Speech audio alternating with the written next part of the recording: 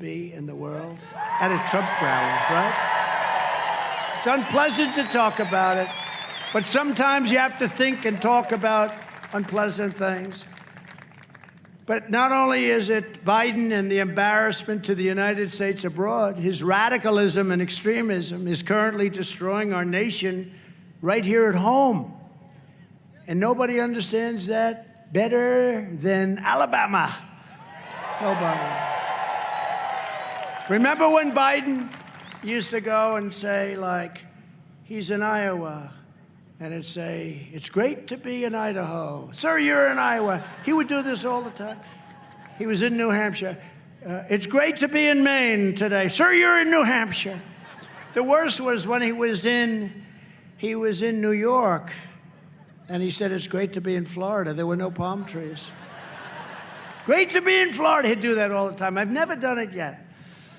I've never done it. With all the speeches I've made, I was just saying, because I said Alabama, but I know exactly. I didn't have to think about it. It's called Alabama. I love Alabama. I've always loved Alabama.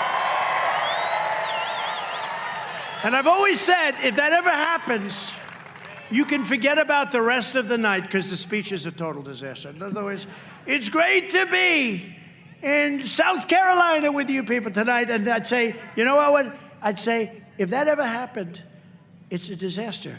You might as well just walk off the stage, because you could be Winston Churchill, great speaker. You could be Winston Churchill, the great Winston Churchill, make an incredible rest of the speech, and it's a disaster. The only difference is, if you make a speech, if he does it, which he does all the time, different forms, the press doesn't cover it. He's the only guy that didn't get covered falling, walking up the stairs to ever. The press didn't cover it, other than a couple. Internet covered it, I guess, right? But the press. Do you think they would have covered it if I fell on the Air Force One? He fell 3 times. Down goes Frazier. Remember that? Down. He kept going down and up, down and up. I said, what the hell's going on here? I was watching that. What's going on with our president? And it wasn't on one nightly newscast. I think I might have been on, I did the ramp, the long, slippery ramp. I said, General, it was pouring out, pouring. I said, General, this is a bad deal here. I got leather shoes on the bottom, and I'm going to fall. I'm not going to let them, I'm not. So I walked down tiny little steps. What's wrong with the president? The biggest story. I was so proud when I got down, I didn't fall. I said, General, I don't want to grab you, but I may have to grab you. Big, strong general, commandant of West Point. I made my best speech at West Point that day, but then it was pouring. And when I went down the ramp, and it was pure, it wasn't, normally they have like some little grooves, nothing. It was like an ice skating rink. I think it was a trap.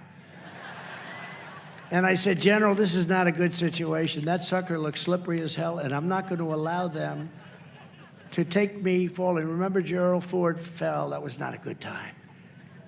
Some other bad things happened to presidents. Not a good time. You can't do that. You can't let that happen. So what happened is they made that a big story. I was so proud of myself. I made my best speech, and nobody talked about that speech. Someday, hopefully, they'll go back and get the speech I made at the graduation of West Point 2 years ago. I'd love you to hear that speech. I called up the First Lady. I said, First Lady, I just made a great speech. She said, you're on television for the way you went down a ramp. That's all they talked about. But with him falling down the stairs 3 times, he was down. No, he's up. No, he's down again. Oh, my God. No, he's up. He's down again. He's down for 3 times. If that were a fight, they'd stop it, right? If that were a fight, they would have stopped it, Mike. In a matter of mere months, Biden has thrown our southern border wide open. Thank all of the sheriffs that are my friends. I want to thank the governor, the lieutenant governor, and I'll tell you what, good luck, Kenny. I know you have a little race coming up, but I know. And I'll be making an endorsement of somebody in the very near future. How many people are running against you, Ken? 2, that's all? Well, that's not bad for you, right? You gonna handle it all right? Anyway, but he has done a really good job. So, and there's my doctor right over there. My doctor. He said, sir, if you want, you're really smart. You ought to take the cognitive test. I said, oh, what's that? Doc Ronnie, right? Now we call him Mr. Congressman. What a job you've done, Ronnie. They went after him, and it didn't work out too well. There you are. The Democrats went after him like you wouldn't believe. But he did a test. Did I ace it? Yes, sir. I aced it. And I'd like to see Biden ace it. He won't ace it. He'll get the first two. There's 35 questions, and the first 2 or 3 are pretty easy. Maybe the animals. They're the animals. Is this a lion, a giraffe? When he gets to around 20, he's going to have a little hard time. I think he's going to have a hard time with the first few, actually. But so we really have something to be really proud of what we did. And honestly, very simply, we have to do it again. You have to go back, stay in Mexico. That was very hard. Our administration, we've accomplished more in 4 short years than most presidents dream of accomplishing in 8 years. We passed the biggest tax cuts in the history of our country, record-setting regulation cuts, nobody came close, fair and reciprocal trade deals. We got rid of NAFTA, one of the worst deals ever made. Now we have the USMCA. And we stood up to China like never before. We charged them tens of billions of dollars of tariffs. We never took in 10 cents from China. We built the greatest economy in the history of the world, and then we did it again. We had to do it twice. And now it's being destroyed, rapidly destroyed by what they're doing with inflation and other things. We completely rebuilt the United States military. We created Space Force, and we selected Huntsville, Alabama, as the new headquarters of the U.S. Space Command.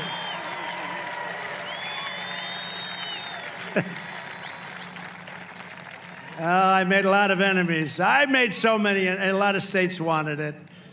But we put it in Alabama, and that was not an easy one, I want to tell you. You think this stuff is easy, don't you? It's not so easy. By contrast, no administration in history has gotten off to a worse start than the Biden administration. There's never been anything like this. And I thought about that statement before it happened with the disaster that we're witnessing in Afghanistan. Joe Biden is a failed president. He will always be a failed president. He's ushered in one calamity after another. When I left office, I handed Biden 3 vaccines to end the pandemic in record time, as I said, and yet, under his leadership, the virus is surging back. Could you imagine if I were president and the virus was surging back? It would be, she said it wouldn't be. It wouldn't come back. You know, that one's actually tougher than the Taliban, I must be honest with you. But he's reimposing mask mandates and threatening new restrictions on the American people. Meanwhile, many, many new restrictions. Meanwhile, 21% of migrant youth who recently crossed the border reportedly have COVID. And they don't have to do anything. They don't have to wear masks. They don't have to go through testing. They don't have to do anything. And the country is being infected by what's coming over the border, and not only with COVID. Biden canceled the Keystone XL pipeline. And as I said, it's okay for Russia, but no good for us. Remember when he said, "We will not approve the America First agenda"? I said, that's a killer statement, isn't it? But he actually believes that. America First, the greatest, I think we've ever had, the greatest statement as to what we want to do with our country. And he said, we are not for America First. I said, did anybody actually tell him to say that? He attacked oil and gas workers here in America and caused gas prices to skyrocket, yet now he is begging OPEC for more production to please send energy our way, please send oil, gas to our country. And 6 months ago, we had so much, we didn't know what the hell to do with it. Unbelievable. He shut a lot of it down. Had nothing to do with the environment. It's called an environmental hoax. He did the exact opposite. I broke OPEC and I broke the cartel. You saw what was happening. We actually had a moment in time where oil prices went down per barrel to minus $37. In other words, if you took a barrel of oil, they gave you $37. I told my people, why didn't you do that? We would have gotten paid to take the oil. That was too much because it was going to destroy our industry. But we did fill up the national oil reserves that were empty for years. And we filled them up with very cheap oil. And now Biden wants to use that to supplement what we have. We shouldn't do that. We achieved American energy independence, and we turned America into the #1 energy superpower in the world. We were bigger than Saudi Arabia by a lot. We were bigger than Russia by a lot. And now we're going back to them, asking them for help. Do you believe this? Biden and the radical Democrats are also pushing a $4.7 trillion spending bonanza that is nothing but a down payment on the socialist Green New Deal. Build your buildings. Please don't put windows in your building. That's one of the ones that we don't want windows to be in the building. And if they are, they want to be very small. Take the buildings down in New York and build new buildings with smaller windows. Between the phony infrastructure bill and the budget proposal, their package would abolish the suburbs. Totally abolish. They said I lost people in the suburbs. I'm the one that got them to stop building horrible, low-income housing that was going to destroy the suburbs. And they're saying that I didn't do well in the suburbs. I think I did great in the suburbs. I think the women in the suburbs voted for Donald Trump. That's what I think. I do think.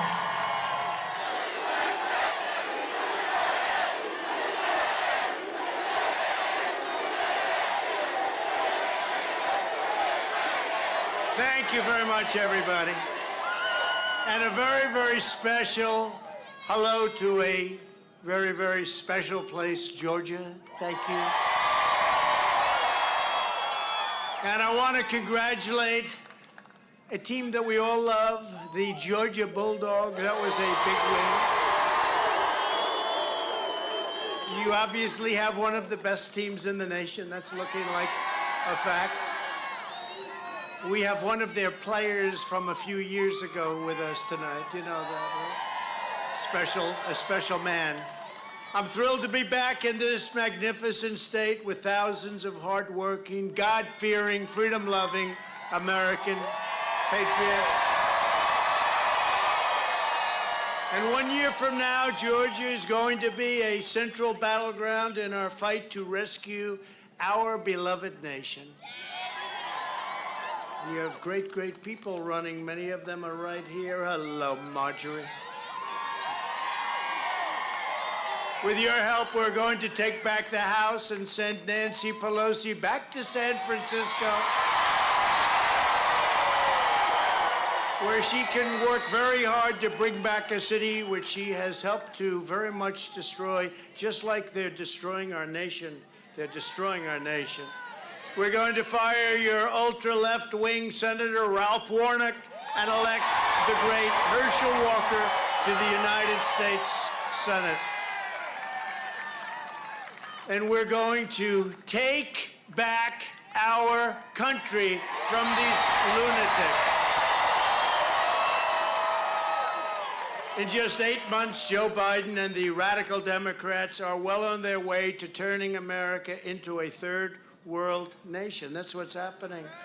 You see it here as much as anybody. I told you so during the election and during the campaign. Inflation is skyrocketing. Unemployment is rising at a level that nobody can believe. Main streets are being boarded up. Murders are through the roof. You look at what's happening in these Democrat-run cities. Violent gangs are drugged out. Vagrants are taking over our big cities, our once great cities.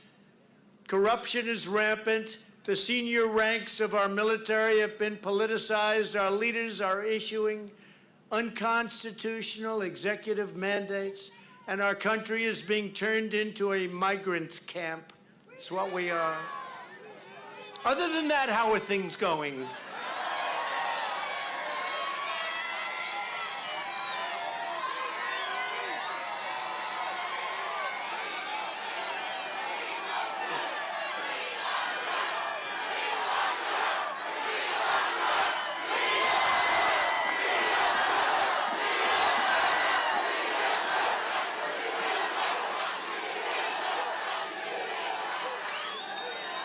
It's really not even believable what's going on, but it's going on nevertheless. Each and every one of us here tonight must do everything we can to save America. We're talking about saving. Remember? We had Make America Great Again. Then I said, oh, boy, now we have to do it again because what they've done. So we had Make America Great Again. Again. We made it great. Now we got to make it great again. That begins with an earth-shattering win in November 2022. All Joe Biden had to do was follow our plan.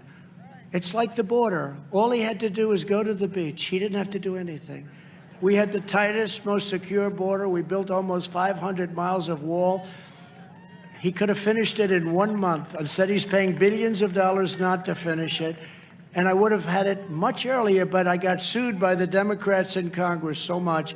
Took 2.5 years for me to win the lawsuits. After we won all the lawsuits, we built it at a rapid pace. It was just about finished.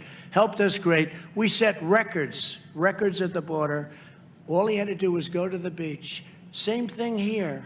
All he had to do was follow our plan. Now, it was conditional, so if they don't follow it, then we start blasting them again. They didn't want to be blasted. They were tired of being blasted. They were tired. You know, they're tough. Everybody's tough. But you know what? We're tougher. He just said it. But nobody would know it. Nobody would know it. When you look at what's happening, nobody would know it. But we're tougher. I'd like to explain that to Abdul and to everybody else. We're much tougher. Please remember that. It's hard for them to understand that now after watching this. Think of that. The soldiers have left. I could just see this. The leadership of the Taliban standing there. Somebody walking up. Sir, the soldiers have left Afghanistan. He goes, what? The soldiers have left. And they've left all of their citizens behind. And they've left $83 billion worth of equipment behind, including brand new Apache helicopters, thousands of Humvee vehicles with armor guard, equipment that nobody has ever even seen before. It was so sophisticated and good. So can you imagine these guys, Abdul and his friends, sitting there, that the United States soldiers, our military, has left. They walked in. They walked in. And they took everything. It's crazy. It's crazy. I've never seen anything so stupid in my life. Somebody said, don't say it, sir. It's not good. I asked yesterday, I was with a group of people, and there was a 5-year-old child. And I explained the situation to the 5-year-old child. They said, no, you shouldn't do that, sir, because the press won't like it. I said, that's okay. I don't mind. The press doesn't like anything I do. They actually do like it, but they'll never say it, okay?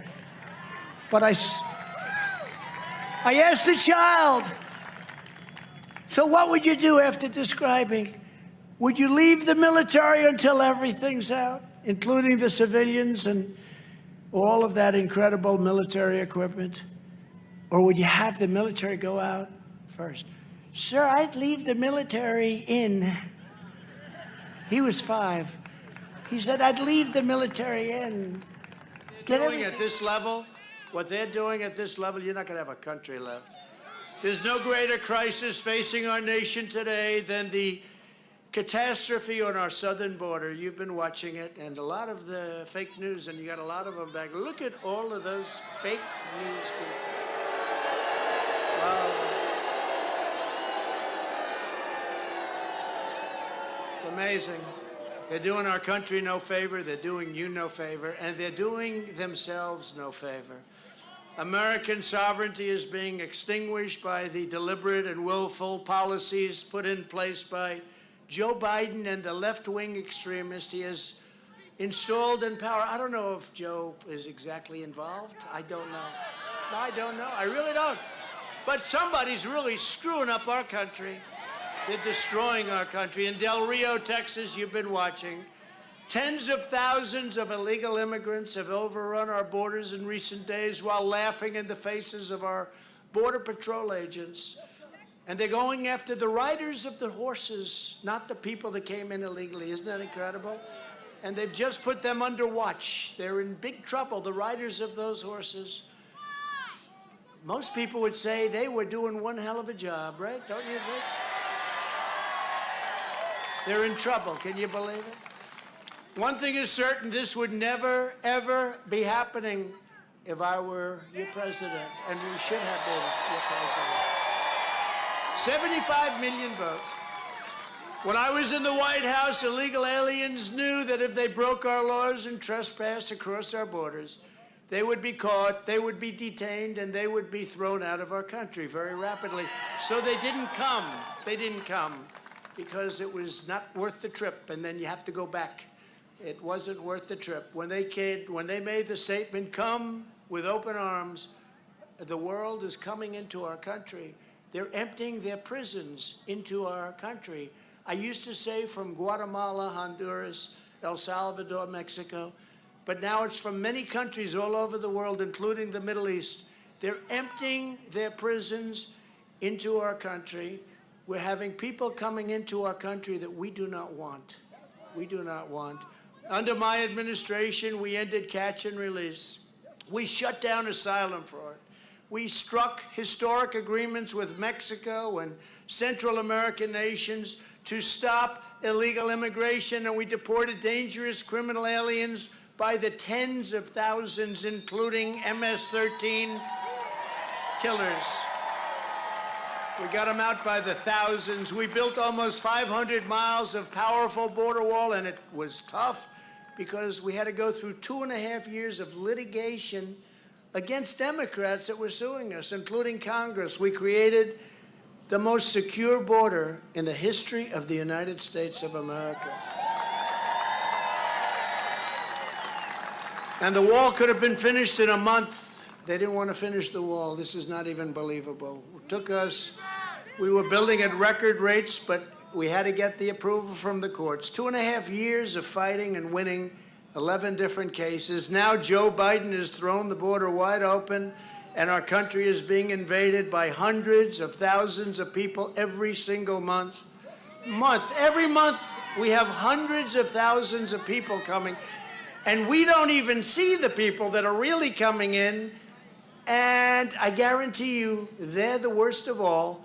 According to one report, over 220 miles of the area near Del Rio is now completely, totally just absorbed by people, but totally unpatrolled. The police are saying, you know, what do we do? This is an invasion.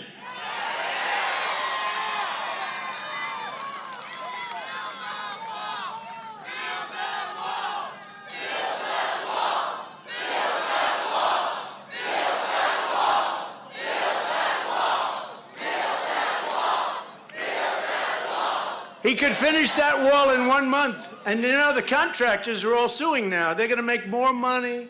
They have contracts to build the wall, finish the wall. They said terminate, let's terminate. First day, we're going to terminate. And now the contracts are going to get more money for not building than they ever got for building. You got some contractors over here, they're laughing because they know exactly what I'm saying, don't you? Biden terminated our asylum agreements, instituted nationwide catch and release, crippled ICE. These are great patriots, ICE, tough. I wouldn't want that job. That guy with the beautiful jacket on, come here, let me look at him. Look at that beautiful. Stand up in the chair, stand up in that chair. Help him. Look at this guy. Right? It's a good, he's been, how many rallies have you been to? Oh boy, he's a great guy and a great patriot. And you know, when he takes that back off, he goes into his shirt and he probably goes back to his accounting office. But we love you, you're great, and we appreciate your support, really great. We appreciate it. Great guy, great guy. But even sleepy-eyed Chuck Todd of NBC News was recently forced to admit that Biden's open borders and his policies are acting as a magnet, attracting illegal aliens from all over the planet. Yet despite this obvious disaster, radical Democrats in the House and Senate continue to push for mass amnesty. You know, it's really hard to believe they think this is good. When you look at what's happening, as you know, Haiti is emptying out into our country. Haiti, they have a lot of problems in Haiti, and it's very sad. But we're bringing people into our country that It's just a terrible, terrible, terrible situation. We're living through the worst border crisis in the history, probably, of civilization. There's no border. Nobody has a border like this. We don't do anything. You know, other countries, even if they're not well equipped, they put up a fight. They don't let people come in. We're just letting them just walk right in. And your own senator, Raphael Warnock, has not uttered a single solitary word of criticism, because he's a Marxist controlled by the radical left Democrats who don't believe in borders, and they don't believe in a nation, and they don't believe in our nation. I don't believe they believe in our nation. Next year, Warnock and every single one of these far-left lunatics must be routinely and resoundingly and decisively defeated. They have to be defeated. You're not going to have a country left. If you want to have a country left, you must elect no Democrats and vote only for America First Republicans. America First.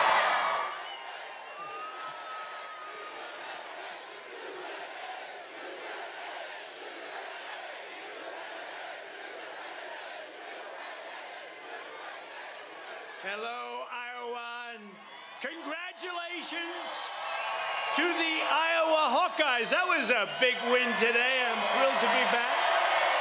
That was a big win. But I'm thrilled to be back, especially on such great news as that. That was a big one. You beat a great school, a great team, a great tradition, really an amazing job. And it all started right here, and we're going to keep it here, number one, right? We're going to keep it here. The fairgrounds, so they broke a record tonight. In the history of the fairgrounds, I don't know how old it is, but in the history of the fairgrounds, this is the most people they've had, so thank you very much. And all of you are hardworking American patriots, that we know, and we love you all. As we gather tonight, millions of Americans are realizing that Joe Biden and the radical left have brought our nation to the brink of ruin. There's never been anything like what has happened. After just 9 months under Biden, violent criminals and bloodthirsty gangs are taking over our streets. Illegal aliens and deadly drug cartels are taking over our borders. Inflation is taking over our economy. China's taking over our jobs. The Taliban has taken over Afghanistan. Lunatic leftists are taking over our schools, and radical socialists are taking over our country, and we're not going to let that happen. We're not going to let that happen. And you can't say I didn't warn you, but I also can't say you didn't get out, because you got out and voted like no sitting president has ever received votes before. Generals that we have, right? Where they move our military out before they move our civilians, and before they move $83 billion worth of equipment. Let's move them out. And the Taliban looks and they say, I can't believe it. This could only happen to us. I can't believe it. The military left. They go in. We have 45,000 people there, Americans, anywhere from, I guess, 15. They have no idea how many. That's even worse. They say it could be 10. Oh, could also be 45,000, but it's a lot of people and equipment like nobody has anywhere in the world, $83 billion. 1 year ago this month, in my nomination acceptance speech, which you remember, a lot of you were there. I see a lot of you that were there. I warned the entire country of the disastrous consequences of a Biden presidency. I understood it. A lot of you understood it, too. I said that Joe Biden would eliminate America's borders in the middle of a pandemic. He did. I predicted that he would unleash a wave of violent crime that would turn our cities into a nightmare of killing and bloodshed. You look at these Democrat-run cities, Chicago, L.A., big cities, small cities, everyone run by a Democrat. New York, they don't prosecute people in New York. Only Republicans they prosecute. They don't prosecute murderers and killers. They prosecute Republicans. It's misconduct. It's called prosecutorial misconduct. But I told you this was going to be happening. We stated it. loud and clear. We said he would impose crippling shutdowns and restrictions on in-person schooling, and that these painful policies would nonetheless fail to stop the virus. He didn't stop the virus, you know? They say, oh, he gets wonderful marks. He doesn't get good marks. He's done a terrible job, including on vaccinations, including on everything else. And now the virus is back. The virus is back. I'm shaking hands with everybody backstage. I say, well, I don't know. Is this a good thing or bad? You'll read about it in 3 or 4 days, maybe. Hopefully not. But I said that Biden would embolden America's enemies, and that's what he's done, and that the radical Democrat socialist agenda would set our nation on the road to economic ruin. You look at what's going on with inflation. Has anyone noticed that your gasoline is now at levels that you never thought you'd see again 6 months ago? So we had $1.87 a gallon, and we had a thriving industry, energy independent. Nobody thought would ever be energy independent. We didn't need the Middle East. We didn't need the Middle East. And now you have over $5 in many cases, and it's going, even here, it's going to be over $5 very soon.